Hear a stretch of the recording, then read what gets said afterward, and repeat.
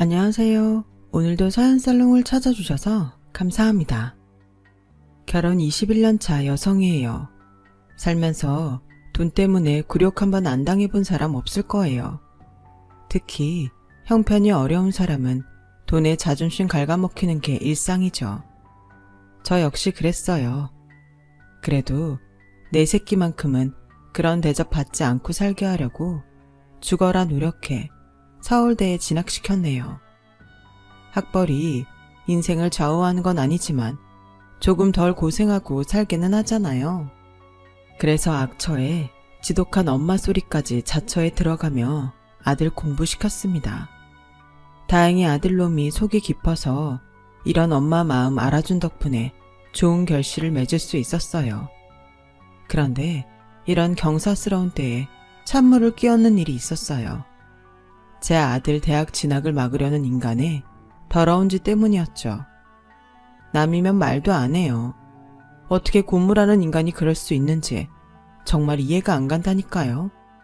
다른 건 몰라도 내 새끼 인생에 흠집 내려는 걸 엄마인 제가 어떻게 참을 수가 있겠어요. 그래서 온유할 서리빨 내리듯 독을 쓰고 달려들었죠. 내 목숨과도 같은 아들의 인생을 돈 몇 푼에 날로 먹으려고 한 인간 같지 않은 제 신우의 만행을 폭로하고자 이렇게 사연을 보냅니다. 저는 집안 형편 때문에 남들 다 가는 인문계 고등학교도 포기한 채 상고에 다녀야 했어요. 성적이 꽤 좋았던 탓에 담임선생님은 저희 부모님까지 불러 인문계 진학을 독려했지만 공부보다는 먹고 사는 게 중요했던 탓에 선생님의 노력에도 불구하고 상고 진학을 하게 됐어요. 교복만 봐도 어느 학교인지 한눈에 알 수 있던 시절이라 등굣길에 버스를 탈 때마다 마주치는 인문계 아이들을 볼 때마다 그렇게 부러울 수가 없었죠. 성적 때문에 고민을 하는 푸념소리에 나도 공부만 하고 살 수 있다면 얼마나 좋을까 생각했던 적이 한두 번이 아니었어요. 나중에 결혼하면 내 자식만큼은 돈 걱정 않고 공부에만 전념할 수 있도록 해주겠다 다짐하곤 했죠. 상고를 졸업하고 은행에 취직한 저는 박봉이지만 매달 꼬박꼬박 월급을 받을 수 있었고 그 덕분에 집안 살림에도 도움을 줄 수 있었어요. 제 위로 오빠와 아래로 여동생이 있었는데 동생이 고등학교를 졸업하고 취직을 한 순간부터는 온 가족 모두 돈벌이를 하게 돼서 전보다 살림이 많이 나아질 수 있었죠. 그때부터는 결혼 자금을 모으기 위해 조금씩 적금도 들 수 있었어요. 그렇게 성실하게 하루하루 살아가던 어느 날 저희 은행에 새 지점장님이 발령받아 오셨어요. 그분은 요즘 말로 치면 흑수저 출신의 비주류 지점장이었어요. 상고를 나와 은행에 취직한 이후 야간대학을 졸업하고 대학원까지 나온 분이었거든요.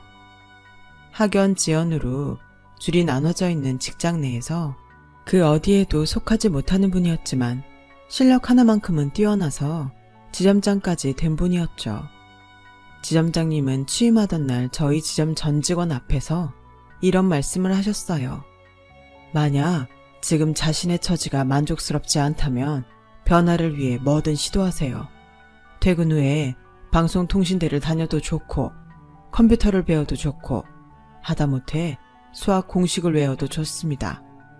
그 작은 시도가 먼 훗날 여러분의 인생을 변화시켜 줄 테니까요. 그 후로 한동안 그 말이 머릿속에서 지워지지 않았어요. 집안 형편 때문에 학업을 이어가지 못한 것에 대해 죽을 때까지 신세한탄만 하면서 인생을 허비하고 싶지 않다는 생각이 들었거든요. 그래서 공부를 해야겠다는 생각을 하게 되었어요. 그래서 방통대 경영학과에 입학했어요. 굳이 학교에 가지 않아도 집에서 수업을 들을 수 있으니 저처럼 직장 생활을 하는 사람들한테는 이보다 좋은 수업이 없었죠. 거기다 학비도 대학 등록금과 비교도 안 될 정도로 저렴해서 제 힘으로 감당할 수 있는 정도였고요. 방송통신대라는 이름답게 대부분 방송 수업을 하지만 간혹 대면 수업이 있는 경우도 있었어요. 시험은 늘 직접 가서 봐야 했죠. 과에 따라 과 특성상 과제로 성적을 대체하기도 하고 실습을 많이 하는 과도 있었고요. 그런 특별한 과를 제외하곤 대부분 혼자 집에서 받을 수 있는 수업이다 보니 중도에 포기하는 사람들이 많았어요. 저 역시 몇 번의 고비가 있었지만 배움에 대한 욕구가 강했던 탓에 졸업장을 손에 넣을 수 있었죠. 비록 남들이 알아주는 대학은 아니었지만 그래도 내게 대학 졸업장이 있다는 사실만으로도 왠지 자신감이 붙더군요. 당시 제가 다니던 은행에는 금융 관련 학과를 나온 대졸 직원들이 꽤 있었는데 고졸 출신 창고 직원을 깔보는 분위기가 만연했어요. 정작 큰 실수는 자기들이 더 하면서 창구 직원이 작은 실수라도 하나 하면 가방끈이 짧아서 그런다는 둥 온갖 모욕적인 말들을 쏟아냈어요. 그날도 저보다 나이 어린 대졸 대리가 이제 막 고등학교를 졸업하고 입사한 여직원한테 막말을 퍼붓고 있었어요. 상황을 듣자 하니 자신이 실수한 걸 덮으려고 창구 직원한테 덤탱이를 씌우는 거더라고요. 아직 은행 업무가 생소했던 여직원은 자기 잘못이 아닌데도 눈물이 그렁그렁한 눈으로 연신 죄송하다고 사과를 하고 있었어요. 그 모습을 보니 화가 치밀더군요. 그래서 참다 못해 끼어들고 말았어요. 이번 일은 민정씨 잘못은 아닌 것 같은데요. 고객님께서 거래 해지를 하겠다고 하신 건 대리님한테 상담받은 투자 상품에 투자금 손실을 입었기 때문이잖아요.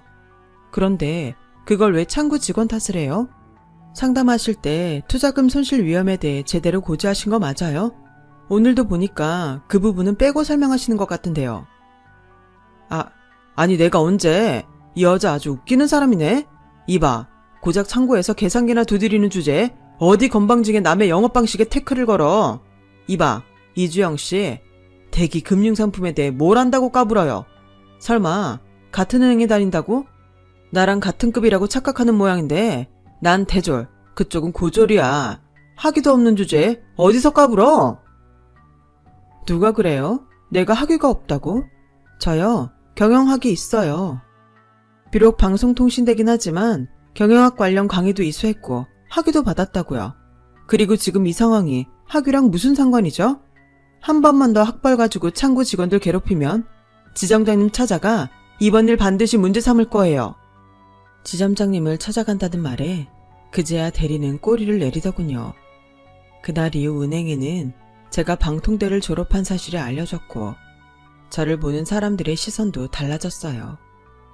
방통대 학위를 땄다고 제 인생이 달라진 건 아니었지만 자기 개발을 하는 사람이란 인식 때문에 다들 저를 좋게 봐주는 것 같았어요.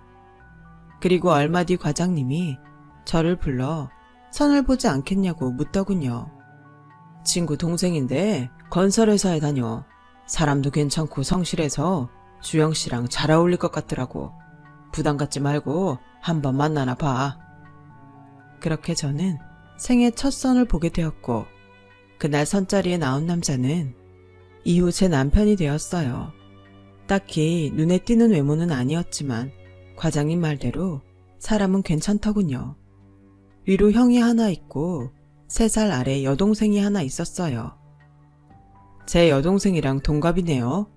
제 동생은 저랑 달라서 사리에 밝은 편이라 주식 투자로 그 나이에 벌써 자기 집까지 가지고 있어요. 요즘 다들 힘들다고 난리던데 제 동생은 오히려 돈을 벌었으니 말 다 했죠. 주영씨도 은행원이니 그런 쪽엔 밝으시겠어요. 사람 나름이겠죠. 저도 주식이나 투자 쪽엔 문외한이에요. 그보다 건설 쪽은 요즘 힘들다던데 괜찮으세요? 다행히 저희 회사는 자금력도 있고 재정이 탄탄해서 끄떡 없습니다. 특히나 건설 쪽에 타격이 컸던 때라 걱정을 했는데 남편 회사는 그래도 잘 버티는 것 같았어요. 하지만 시련이 어디 예고하고 닥치나요? 눈앞에 맞닥뜨리고서야 알게 되는 거죠. 그날 서로에게 호감을 느낀 우리는 얼마간 연애를 하다가 이듬해 봄에 결혼식을 올렸어요. 직장 생활을 하며 착실히 모아둔 덕에 결혼 자금은 부모님 도움 없이 제 힘으로 감당할 수 있었죠. 시댁에서 마련해주신 전셋집에서 신혼생활을 시작한 우리는 한동안 신혼의 단꿈에 젖어 있었어요. 하지만 얼마 안 돼서 우리 부부에게는 감당키 힘든 시련이 닥치고 말았어요. IMF 여파로 제가 다니던 은행이 인수합병되면서 저를 비롯해 많은 창구 직원들이 실직했고 남편네 건설회사 역시 도산을 하는 바람에 우리 부부는 하루아침에 실직자 신세가 되어버렸거든요. 순식간에 벌어진 일이라 눈앞이 캄캄했어요. 사회 전반에 실직자는 늘어가고 직원 채용을 하는 기업들은 줄어들고 이력서를 수십 장을 뿌려도 어디서도 연락이 오는 곳이 없더군요. 한 집에 한 사람만 실직을 해도 타격이 큰데 부부가 둘 다 직장을 잃었으니 앞으로 어떻게 살아야 할지 몰라 잠도 오지 않았어요. 그래도 산 입에 거미줄을 칠 수는 없어서 식당 아르바이트고 뭐고 닥치는 대로 일을 해댔어요. 그런데 같이 뛰어도 모자랄 판에 남편은 방 안에 틀어박혀 허송세월을 보내지 뭐예요. 자기야, 그냥 이렇게 굶어 죽을 거야? 제발 정신 좀 차려. 재취업 될 때까지 뭐라도 해서 먹고 살아야지. 전단지 알바를 하든 대리운전을 하든 뭐든 해보라고. 그런 걸 내가 어떻게 해. 넌 원래 어렵게 살아서 그런 일 하는 거 아무렇지 않을지 몰라도 난 지금껏 그렇게 구질구질하게 살아오지 않았단 말이야. 남편의 그 말은 정말 충격적이었어요. 물론 저희 시댁이 중산층 가정이라 먹고 사는데 어려움이 없었던 건 사실이지만 남편이 이런 식으로 저희 친정과 비교를 할 줄은 정말 몰랐거든요. 위기가 닥쳤을 때 그 사람의 본심을 알 수 있다고 그간 남편은 속으로 저와 제 친정을 깔보고 있었던 게 분명했죠. 남편도 자기가 실수했다는 걸 느꼈는지 이내 사과를 하더군요. 미안, 방금 한 말은 내가 실수한 것 같아. 상황이 답답해서 그냥 해본 소리니까 못 들은 걸로 해줘. 하지만 그럴 수는 없었어요. 남편의 본심을 알아버린 이상 더는 전처럼 남편을 대하기 힘들었으니까요. 이후 남편은 부동산 경매로 재미를 보고 있던 신우이를 따라다니며 그 일을 돕게 되었어요. 동생한테 수고비를 받아 살게 된 거죠. 한창 헐값에 나온 집들이 많았던 터라 자금을 손에 쥐고 있던 신우이는 쉽게 재산을 늘려갔어요. 옆에서 여동생이 쉽게 돈 버는 걸 지켜본 남편은 자기도 부동산 경매에 본격적으로 뛰어들고 싶어 했지만 자금도 없었을 뿐더러 무엇보다 남편한테는 그런 재주가 없었어요. 하루는 보다 못한 신우이가 찾아와 남편한테 그러더군요. 오빠는 경매 체질이 아니야. 대신 내 집들 리모델링해서 세놓고 관리하는 건 어때? 건설회사 출신인데 그 정도는 충분히 할 수 있잖아? 대신 매달 월세에서 30%씩 떼줄게. 해볼래? 남편은 30%란 말에 마땅치 않아 하는 눈치였지만 지난 몇 달 동안 제대로 수입이 없었던 터라 울며 겨자 먹기로 하기로 했어요. 우리 부부는 전보다 일하는 시간은 많고 벌어들이는 수입은 적었지만 그래도 어떻게든 생활은 하게 되었죠. 그때까지만 해도 그 일이 일시적인 일이라고 생각했었는데 시간이 흘러도 남편의 재취업은 쉽지 않았어요. 당시엔 저희 부부처럼 재취업을 하려는 경력자들이 차고 넘쳤으니까요. 결국 남편은 지금까지도 여동생 밑에서 원룸 오피스텔 건물 등을 관리하며 월급을 받아 살아오고 있었어요. 저는 그 후 몇 년 뒤 온라인 쇼핑몰을 시작한 중학교 동창 회사에서 격리 일을 하게 되었고요. 둘 다 다시 일을 하면서 조금씩 생활이 안정돼 갔고 무엇보다 그동안 미뤄왔던 임신도 하게 되었어요.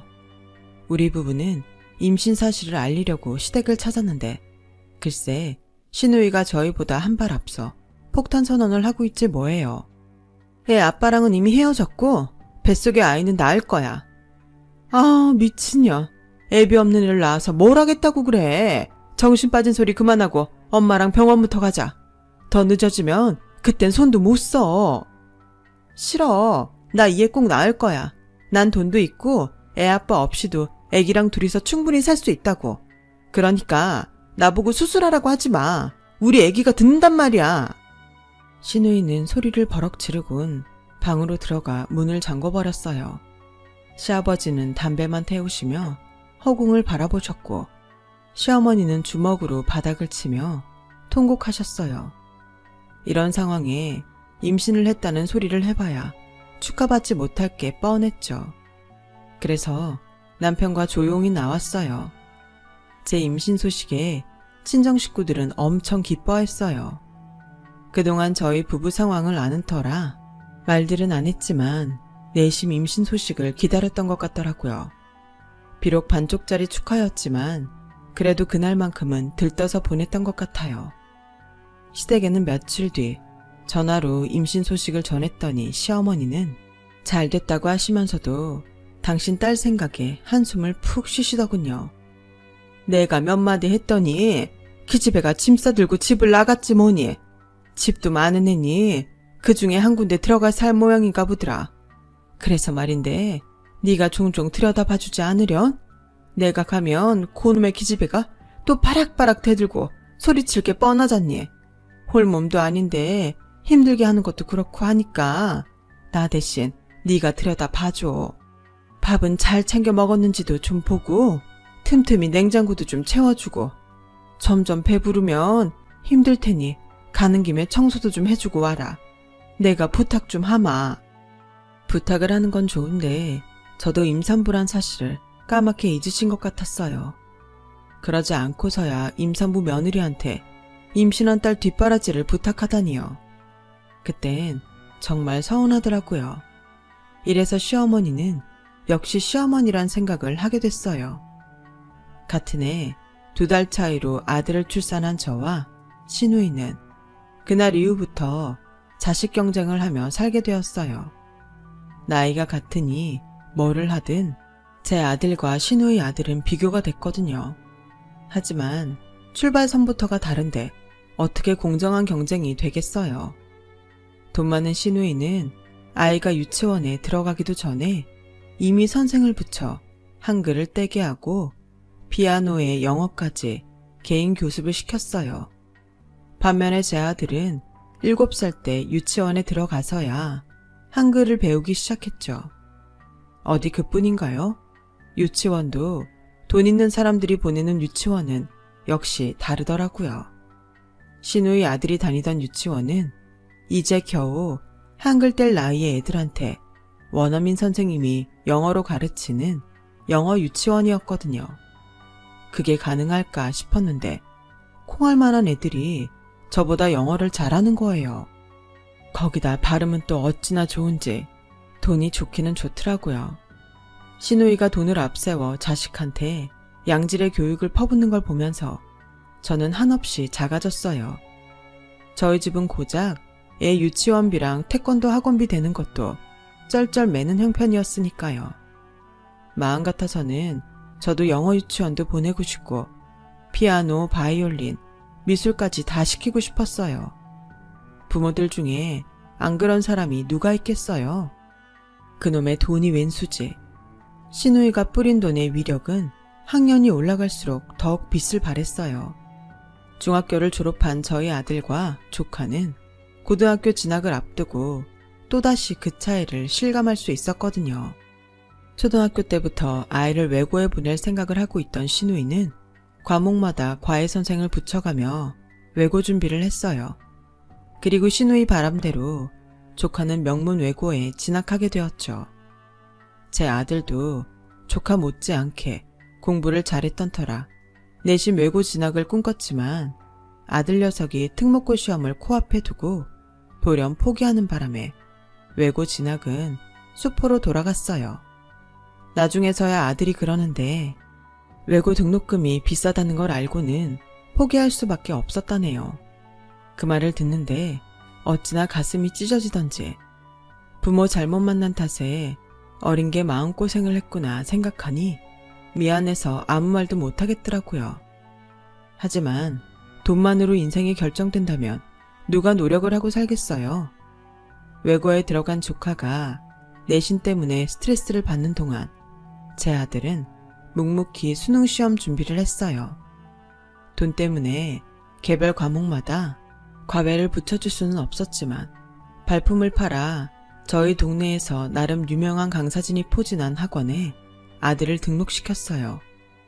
우리 부부 월급만으론 학원비를 감당하기 힘들어서 저는 퇴근 후 김밥 천국에 나가 알바를 뛰며 아들 뒷바라지에 나섰어요.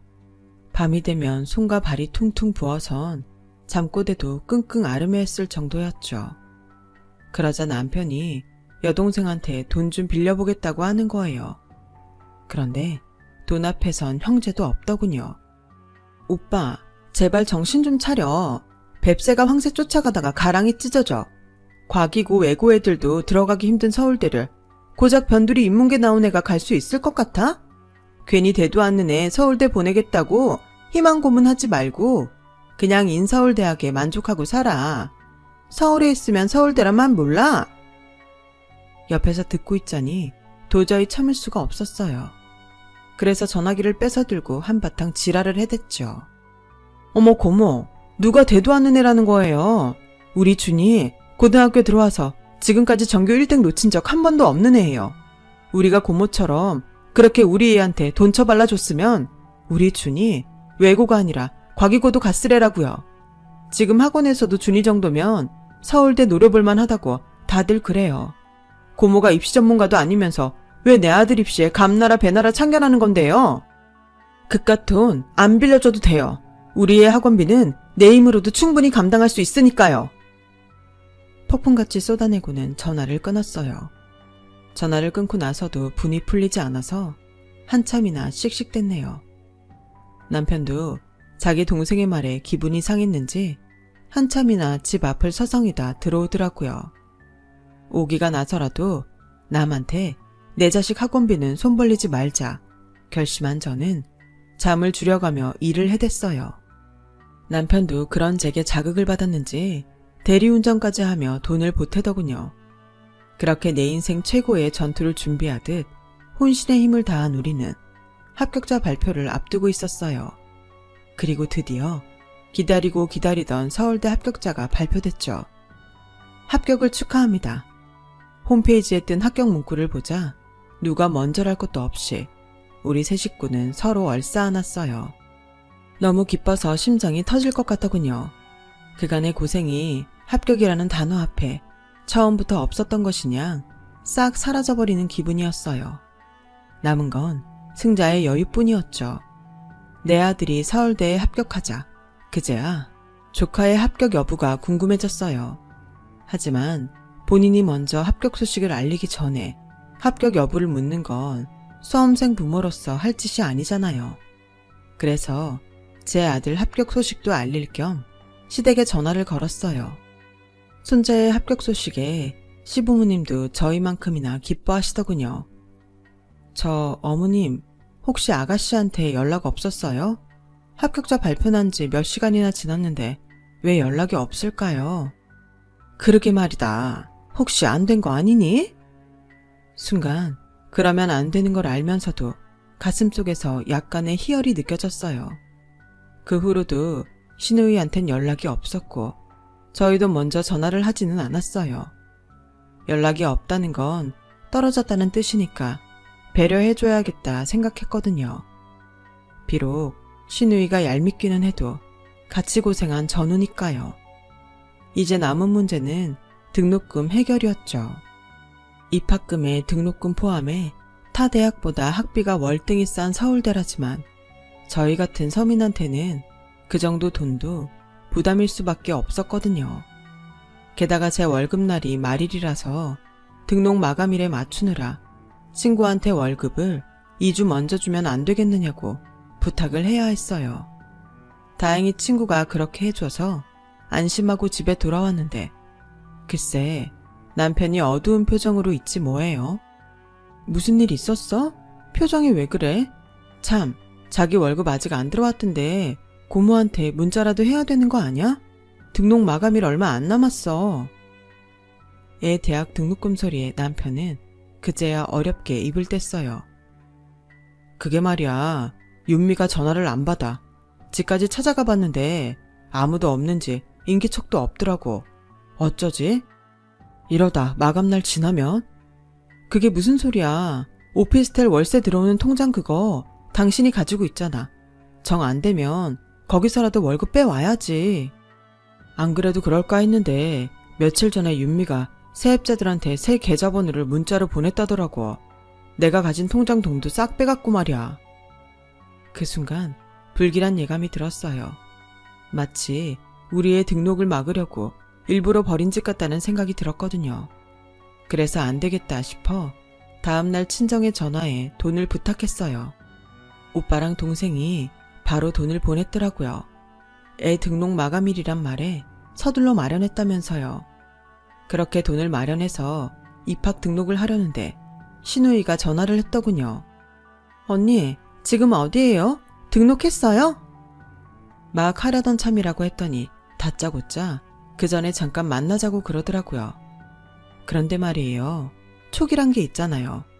왠지 등록을 먼저 하고 가야 되겠다는 강한 생각이 들더라고요. 그래서 신우이한테는 알겠다고 해놓고 서둘러 입학금이랑 등록금을 냈어요. 그런데 세상에 아니나 다를까 약속 장소인 신우이 명의로 된 오피스텔로 갔더니 텅 빈 오피스텔에 건장한 사내둘 옆에 남편이 앉아있더라고요. 그걸 보고 눈이 뒤집힌 저는 앞뒤 안 가리고 남편한테 달려갔는데 순간 그 덩치들이 저를 잡고 안아주지 뭐예요. 제가 몸부림을 치며 난리를 치는데 마침 화장실에서 신우이가 나오더군요. 그리곤 제게 다가와 그러는 거예요. 언니, 미안한데 나도 어쩔 수 없어. 우리 애가 대기 1번이라잖아. 한 명만 확실히 등록 안 하면 우리 애 서울대 가는 건데 내가 못할 게 어딨어? 그래, 우리 애랑 같이 과외했던 애들 중에 같은 과에 합격한 애들 집에 다 찾아갔거든? 현금으로 1억을 싸들고 말이야. 근데 1억을 준다고 해도 하나같이 다들 포기 못하겠다는 거야. 얼마면 되냐고 달라는 대로 주겠다고 하는데도 경찰까지 부르지 뭐야. 내가 아주 꼭지가 도는 줄 알았다니까. 근데 더 웃긴 건 뭔 줄 알아? 준이가 우리 애랑 같은 과에 붙었더라. 이런 걸 보고 등잔 밑이 어둡다고 그러는 거지? 맞지 오빠? 오빠네 솔직히 거지잖아. 내가 월급 안 주면 준이 대학 등록도 못 시키는 집이잖아. 안 그래? 내가 3억 줄게. 아니, 내 오피스텔 2채 줄게. 그러니까 포기해. 어차피 두 사람 오늘 자정까지는 이 집에서 못 나가니까 그냥 돈이라도 챙기고 끝내자고. 응? 신우이는 두 눈에 초점도 없이 마치 미친 사람처럼 행동했어요. 저와 남편이 싫다고 고개를 가로젓자 신우이는 정말 우리 두 사람을 핸드폰도 전화도 없이 집안에 가두고는 가버렸어요. 밖에서 사람이 지키고 있더군요. 그리곤 새벽 1시가 다 돼서야 세상을 다 얻은 사람처럼 왔더라고요. 그리고는 미안하다고 사과하는 거 있죠. 드디어 풀려난 저는 그대로 달려들어 신우이 머리채를 잡았어요. 그리곤 젖먹던 힘까지 다해 발로 뻥 걷어차 버렸어요. 이 미친 또라이 같은 년아, 네 새끼 서울대 보내자고 남의 자식 앞길을 가로막으려 들어? 너 지금 네가 무슨 짓을 했는지 알기나 해? 너 내가 폭행의 감금죄로 고소할 거야. 너 깜빵에 쳐넣을 거라고. 언니, 알겠으니까 진정해. 내가 내 죄는 달게 받을 테니까 제발 입 좀 닥치라고. 등록 마감일 지났으니까 약속했던 내 오피스텔 언니한테 줄게. 형사 고발을 하든 뭘 하든 다 해. 대신 우리 애 대학 등록한 다음에. 그 정도는 해줄 수 있잖아? 가족인데. 뭐? 가족? 이런 미친년이 다 있어. 야, 네 입에서 가족이란 말이 나오니? 세상에 누가 가족한테 이런 짓을 해. 그리고 마감일 지났다고 네 아들이 추가 합격될 거라고 누가 그러니? 네 아들이 무슨 수로 등록을 하냐고. 서울대에서도 제일 인기 있는 건데 설마 티오가 날 거라고 생각하니? 어머, 혹시 우리의 자리 뺏었다고 착각하는 건 아니지? 내가 바보니? 네가 등록하지 말고 오란다고 내 자식 대학 등록도 미루고 널 만나러 오게? 정신 차려. 우리 애 진작에 등록했으니까 우리가 네 돈 아니면 내 새끼 대학도 못 보낼 줄 알았니? 세상엔 지 새끼밖에 모르는 너 같은 쓰레기도 있지만 조카 대학 보낸다고 적금까지 깨서주는 사람들도 있어. 넌 그깟 돈으로 사람을 대하니까 그런 사람을 얻기 힘들겠지만 말이야. 안 됐지만 네 아들 서울대 가기는 그른 것 같다. 더군다나 엄마가 친족 폭행, 감금에 협박으로 쇠고랑 찰 텐데 멘탈 흔들려서 어떻게 공부가 되겠니? 이게 다 삐뚤어진 자식 사랑으로 자식 인생까지 망친 내 탓이니까 평생 속죄하며 살아. 그 말에 신우이는 온몸에 기운이 쫙 빠진 사람처럼 스르륵 미끄러져 바닥에 주저앉았어요. 그 사이에 저는 남편과 거길 빠져나왔죠. 남편은 자기 동생이 이런 일까지 벌일 줄은 몰랐다며 허탈한 표정으로 울더라고요. 결국 신우이는 제 신고를 받고 온 경찰서 내 끌려갔고 얼마 뒤 저희 부부 외에 다른 학부형들한테도 돈을 빌미로 등록 포기를 종용했던 게 탄로나서 구치소에 수감됐어요. 그리고 현재 재판이 진행 중이고요. 그 일이 있은 후 남편은 신우이와 손절하고 배달 일을 시작했어요. 이번 일을 통해 이제야 정신이 든 것 같다면서 앞으로는 요행을 바라지 않겠다고 하더군요. 재판이 시작되면 법정에 불려다니느라 피곤해지겠지만 전 끝까지 선처하지 않을 생각이에요. 시댁에도 저한테 용서를 강요하지 말라고 똑똑히 말씀드렸어요. 돈이 많던 적던 죄 지은 사람은 반드시 그 죄에 상응하는 벌을 받아야 내 아이들이 살아갈 이 세상이 조금은 깨끗해지지 않을까 생각하거든요. 그래야 자식 앞에서 부모로서 덜 부끄러울 것 같아요. 앞으로도 열심히 인생 살아가 보겠습니다. 지금까지 제 사연을 들어주셔서 정말 감사합니다. 가정에 건강과 행복이 가득하시길 바랍니다. 여러분, 사연 댓글에 응원과 현명한 조언 부탁드려요. 좋아요와 구독은 저에게 큰 힘이 됩니다. 오늘도 좋은 일 가득하세요.